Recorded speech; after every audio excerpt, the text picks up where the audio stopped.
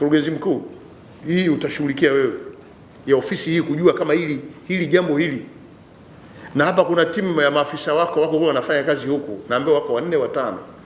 Leta mtu mwingine nje yao, leta timu nyingine, sio hiyo, sio wale wa kila siku hapa, leta watu wengine na wafanye kazi kwa haraka sana, nipate majibu haraka sana Maki kwa tunasema haya kwa sababu ya maandishi yalivyokaa, lakini ukikuta watu wengine labda sio wahusika wakuu, kwa hiyo nataka tujue mhusika mkuu ni nani. Hatuwezi kuacha taasisi na kwenda na haya, na hiyo ni kugoma tu. Na leo namwagiza CAG aendelee Mwanza, aende Tanga, aje hapa Dar es Salaam na Mtwara na Kyela. Mambo ni mengi bandari. Hii taasisi tunaitegemea hii, na ndio kwa sababu rais analeta fedha nyingi hapa kwa ajili ya ukaguzi. Kwa hiyo mimi nilikuja hapa kuja kuwaonyesha haya kwamba liko tatizo la matumizi mabaya ya fedha kwenye mamlaka yetu. Tumeongeza kiwango na baadhi ya mambo tumedhibiti, lakini yametengeneza mianya mingine ya tuliomo ndani. Swala kufanya kazi kuongeza mapato, hiyo mimi sina shida, na najua kwamba tumeongeza kiwango cha fedha. Lakini baada ya kuongeza kiwango cha fedha, wengine tumeingia tu kwa mwa, alafu sasa tunapunguza tena. Baada ya kuwa na 100% tunabaki na 70, 30 zote zinatumika. Hatuwezi kukubali 30 zitoweke. Hizi ni fedha za Watanzania na lazima tusimamie, na hilo ndio jukumu langu kubwa. Matumizi ya fedha za miradi zinazoletwa hapa, tena wakati mwingine rais anasema peleka bandarini, peleka kwenye bandari, peleka kwenye bandari. Na mnajua rais anatamani kuona uchumi wa nchi unafika mahali pazuri, na anajua kwamba bandari ndio lango la kupatia uchumi wa nchi. Amekuwa analeta fedha nyingi ili zifanye kazi, lakini fedha hizo zikija hazitumiki vizuri. Nirudie tena kusema tumeimprove sana kutoka tulipoingia madarakani, kuingiza fedha nyingi kuliko ilivyokuwa awali, na inasaidia sana kujenga miradi yetu mingi huko, mashule, miradi ya afya, miundombinu mikubwa yote tunapata kutoka bandarini. Lakini fedha hiyo ambayo tumeimprove kuipata, 2/3 ndio ambayo tunaipata, 1/3 inaweza kuwa pia hata zaidi, zinaishia mifukoni. Sasa bodi mjue kwamba fedha ndio waletea hapa, sehemu kubwa ya fedha, pamoja na kwamba tunapata fedha nyingi, bado tuna matumizi mabaya ya fedha.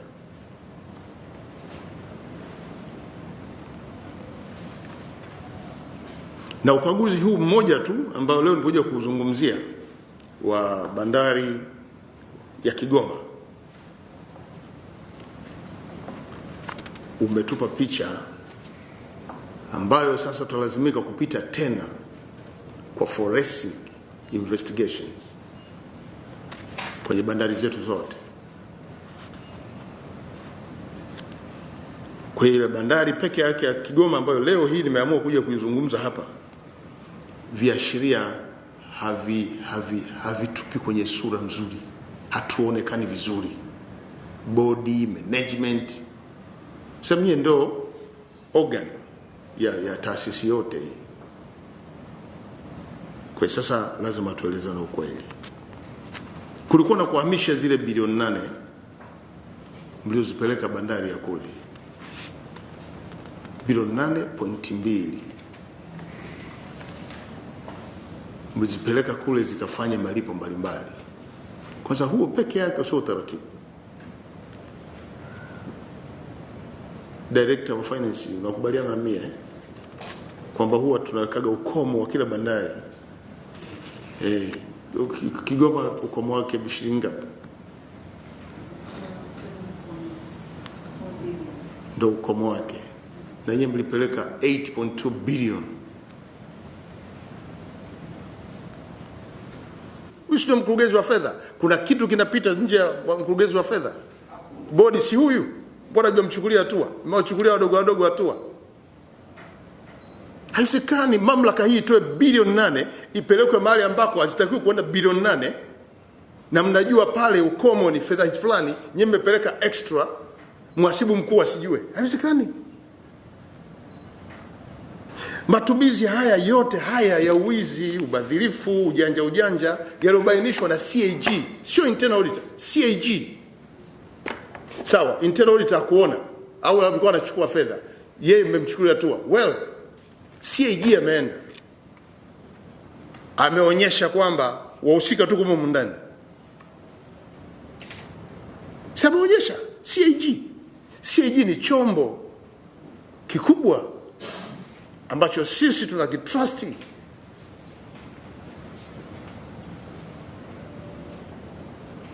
Hata kama internal auditor alionyesha hayo, nyinyi wenyewe huku mlichukua hatua gani?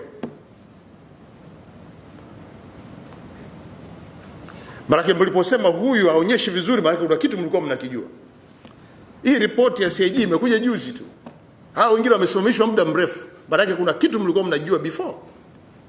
Kwamba huko kuna ubadhirifu, na ndio kusema huo tuambie ukweli, tunasimamisha kazi. Maana kuna kitu mlikijua kinafanyika. Mkamuondoa yeye. Si leo, hii taarifa CAG imekuja juzi. Mwezi Novemba. Hao wengine wamesimamishwa wana miezi 6-7 huko. Maana mlishajua kutoka huko nyuma. Nani aliwaambia kama huko kuna madudu zaidi ya taarifa mliopewa na CAG na internal auditor? Nani aliwaambia? Aliwaambia nani? Haya, fedha ambayo yeye ameruhusu kupeleka kule, alikuwa anapaswa kupeleka fedha kule. Na kule ameona kuna malipo yanalipwa watu binafsi. Alifuatilia yeye mwenyewe. Hapa mwenyekiti kwenye bodi yetu lazima ifanye kazi zaidi. Nataka kusema nimemleta waziri, naibu waziri na katibu mkuu. Na nyinyi mkisita kuchukua hatua, wale walio kwenye anga zangu mimi nitashughulika nao. Wale ambao wako juu nitaacha mamlaka ziendelee. Hatuwezi kukubali tukaacha vitu vikienda.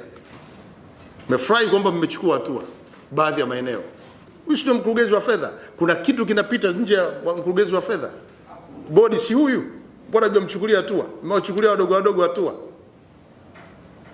Haiwezekani mamlaka hii itoe bilioni 8 ipelekwe mahali ambako hazitakiwi kwenda bilioni 8, na mnajua pale ukomo ni fedha fulani, nyinyi mmepeleka extra, mhasibu mkuu asijue. Haiwezekani. Matumizi haya yote haya ya uwizi, ubadhirifu, ujanja yaliobainishwa na CAG, sio internal auditor, CAG. Sawa, internal auditor kuona au alikuwa anachukua fedha, yeye mmemchukulia hatua. Well, CAG ameenda ameonyesha kwamba wahusika tu humo ndani. Sababu onyesha CAG ni chombo kikubwa ambacho sisi tunakitrust.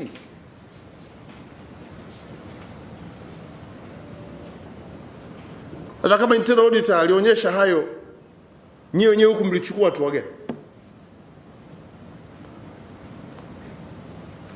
Maana mliposema huyu aonyeshi vizuri, maana kuna kitu mlikuwa mnakijua.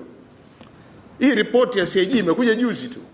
Hao wengine wamesimamishwa muda mrefu. Maana kuna kitu mlikuwa mnajua before. Kwamba huko kuna ubadhirifu, na ndio kusema huo tuambie ukweli, tunasimamisha kazi. Maana kuna kitu mlikijua kinafanyika. Mkamuondoa yeye. Si leo, hii taarifa CAG imekuja juzi. Mwezi Novemba. Hao wengine wamesimamishwa wana miezi 6-7 huko. Maana mlishajua kutoka huko nyuma. Nani aliwaambia kama huko kuna madudu zaidi ya taarifa mliopewa na CAG na internal auditor? Nani aliwaambia? Aliwaambia nani? Haya, fedha ambayo yeye ameruhusu kupeleka kule, alikuwa anapaswa kupeleka fedha kule. Na kule ameona kuna malipo yanalipwa watu binafsi. Alifuatilia yeye mwenyewe. Hapa mwenyekiti kwenye bodi yetu lazima ifanye kazi zaidi. Nataka kusema nimemleta waziri, naibu waziri na katibu mkuu. Na nyinyi mkisita kuchukua hatua, wale walio kwenye anga zangu mimi nitashughulika nao. Wale ambao wako juu nitaacha mamlaka ziendelee. Hatuwezi kukubali tukaacha vitu vikienda. Nimefurahi kwamba mmechukua hatua baadhi ya maeneo. Kule Kigoma, Morris Payo Nchinduza mmemsimamisha kazi. Nchinduza ameachiwa kazi. Huyo ameshachukua kazi. Na huyo alikuwa mkurugenzi huyo Nchinduza hapana, ajuae Yusha alikuwa mkurugenzi, alikuwa meneja wa bandari. Ajuae Msese na Maurice Poyo walikuwa mabeneja wa bandari. Kutoka 2017, 18, 18 mpaka 19. Hao wote wameonekana kuhusika hawa.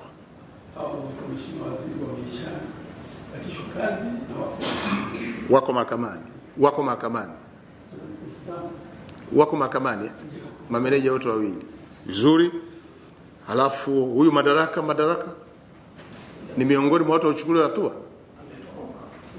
Huyu ndio aliyetoroka taarifa tulizonazo hapa aliambiwa kukimbia haraka sana. Herman Shimbe ni miongoni mwa watu wachukuliwa hatua. Nataka nijue kama tayari. Vinginevyo hawa wote lazima wapelekwe mahakamani. Maurice Poyo, Ajuae Heri, alafu Madaraka wote wapelekwe mahakamani. Herman Shimbe achukue mahakamani na Lusubiro anasisie. Hao wote wote tayari wamechukuliwa hatua. Vizuri. Wako ndani. Alafu TDG aliachia Mshiu na yeye pia afisa manunuzi. Kama hajachukuliwa hatua huyu. Hawa wote hao. TDG aliachilia Mshiu na huyu pia achukuliwa hatua kali. Kama yuko kazini asimamishwe kazi. Kama hao wengine. Maurice, Ajuae, Madaraka, Herman, Lusubiro na afisa manunuzi huyu TDG aliachia Mshiu. Wote hawa wachukuliwa hatua. Kule Kigoma kuna Elia Stefano Ntinyako. Huyu atafutwa na akamatwe, aeleze alikuwa anapata fedha kutoka kwa nani. Ndio sasa mkuleta DCI. Elia Stefano Ntinyako ambaye amelipwa zaidi ya milioni 900. Alafu kuna Rodrick Ndaonisia Uwiso, huyu naye pia. Huyu yuko kwenye orodha ile wale wa kampuni ya Saxon Building, lakini amelipwa fedha kwenye akaunti yake. Na huyu pia akamatwe popote alipo. Alafu aujiwe kwa fedha iliingia kwenye akaunti yake kwa utaratibu gani. Alafu pia kuna huyu mhandisi Bahati Magesa, na ambaye sio mtumishi wa bandari lakini anatakana pia yuko kwenye hiyo kampuni. Huyu na Cyprian walipwa milioni 15 nje ya utaratibu. Na wale milioni 49 ndio hawa ambao pia naambiwa wameshachukuliwa hatua. Kwenye zile fedha za kuchukua wao cash. Hao wote wachukuliwa hatua. Alafu mkurugenzi wa fedha huwa anafanya kazi na expenditure manager. Expenditure manager kwa itifaki za bandari anajua kila kitu na lazima apitishe fedha. Lazima ajue zinakwenda kwa matumizi gani. Mna huyo mtu yupo anaachwaje kwenye matumizi haya. Na inatakana pia hayo maelekezo ya makao makuu, mkurugenzi mkuu wa fedha na expenditure manager lazima watakuwa nahusika. Sasa hawa nao wakae pembeni mpaka tutakapojiridhisha kama mambo yako mazuri. Mheshimiwa Waziri, hawa wote wakae pembeni. Director of Finance pamoja na expenditure manager wanajua kwa nini fedha imeenda kule. Nao watatuambia kibali walikuwa wanatoa wapi.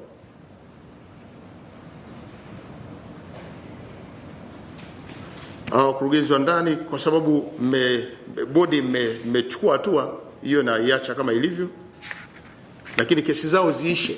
Naambiwa hawa na miezi 6 nje. Uchunguzi haujakamilika. Wengine hii ni nani, tutakojea uchunguzi tu. Taka tujiridhishe kama kweli au la. Msiwaweke nje kwa muda mrefu. Majibu yatoke mapema.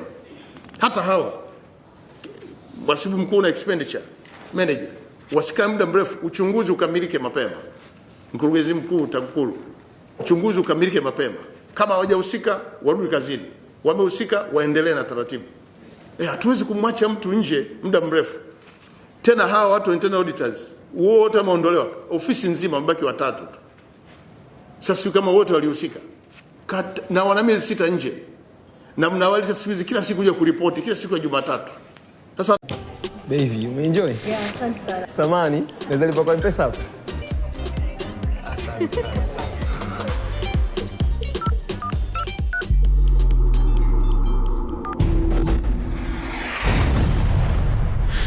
Chagwe, chagwena. Vodacom tunakuambia shangwe shangwena, yani sikukuu juu ya sikukuu.